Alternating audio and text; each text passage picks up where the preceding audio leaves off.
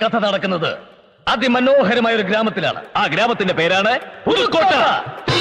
നിങ്ങൾ ക്യാമറയിൽ കാണാത്ത ഒരു രൂപവും ഒരു സ്വഭാവവും അവനുണ്ട്. എന്താണ് ഇത്? മനസ്സിലാക്കി തരാം. അത് നമ്മൾ അവിടെ വീട്ടിൽ താമസിക്കുന്നവർക്ക് മാത്രമേ അറിയൂ.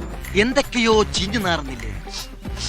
അതുമല്ല എലിയും ചത്ത് കിടക്കണേക്കും. അതല്ലടാ, പിന്നെ ഇതിൽ എന്തൊക്കെയോ കുഴപ്പമുണ്ട്. ശരിക്കും നമ്മൾ അവിടെ ഓൻ കാണുന്നത് ശരിക്കും അടിമയിച്ചാണ് നമ്മളെ കാണുന്നത്.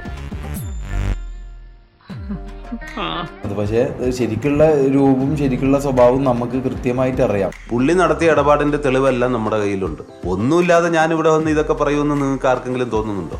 2.5 വർഷത്തോളമായിട്ട് അവിടെ എനിക്ക് ഒരു ഹാപ്പി നമുക്ക് ഉണ്ടായിട്ടില്ല. അത് ഷെനീനോട് ചോദിച്ചാൽ അറിയാം, ജാസിനോട് എല്ലാവരോടും ചോദിച്ചാൽ മുമ്പിൽ നമ്മൾ അതിന്റെ ഇടയിൽ കട്ട് ചെയ്ത് നമ്മൾ അപ്പാട് തെറി വിളിക്കും. കണ്ണിൽ കണ്ട സത്യം ടാർസൂസ് എവിടെയും പറയും. അതായത് റാംബോന്റെയും നിയാദിന്റെയും ഷഡ്ഡി അലക്കലാണ്. അതും ഒരു 3 ആഴ്ചക്കുള്ളിൽ അവന്റെ ഷഡ്ഡി അലക്കിയില്ലെങ്കിൽ മുത്തിക്ക് അടി പോകും.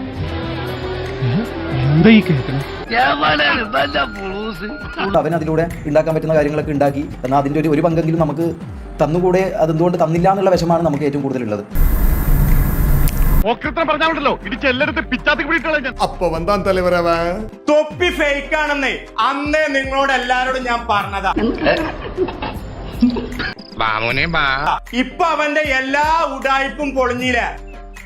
താൻ എവിടെ നിന്ന് വന്ന് രാവിലെ കുറ്റിയും പറിച്ച് സ്വന്തം അനിയന്റെ പ്രായമുള്ള ആ ചെക്കനെ കൊണ്ടൊക്കെ അന്റെ ജഡ്ഡി കേൾപ്പിക്കാന് ഞാൻ സാറിന് കുറെ ദിവസമായിട്ട് അന്വേഷണം നടക്കാണ്. ഇപ്പോഴാണ് ഒത്തു കിട്ടിയത്. അന്ന് ഞാൻ നിങ്ങളോട് പറഞ്ഞു തൊപ്പി എന്ന് പറഞ്ഞ വ്യക്തി ഫേക്ക് ആണെന്ന്. അപ്പൊ നീയോ? ഞാനും ഏതാണ്ട് ഇതിന്റെ കൂടെ കടുത്തായിട്ട് വരും. പടച്ചോണ്ടടാ മേലെ, പടച്ചോൻ അത് തെളിയിക്കും.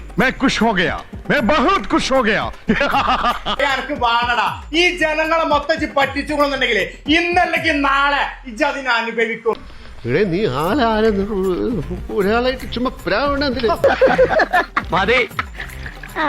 അന്ന് എന്നോട് ഞാൻ പറഞ്ഞു പടച്ചോൻ ഇന്നല്ലെങ്കിൽ നാളെ അത് തെളിയിക്കുന്നു. ഇപ്പൊ മനസ്സിലായില്ല മക്കളെ? ഇത്രയും വലിയ ഗതികെട്ടവൻ ഈ ലോകത്ത് വേറെ ആരെങ്കിലും ഉണ്ടാവും എന്റെ കർത്താവ്. എല്ലാ വിരലുകളും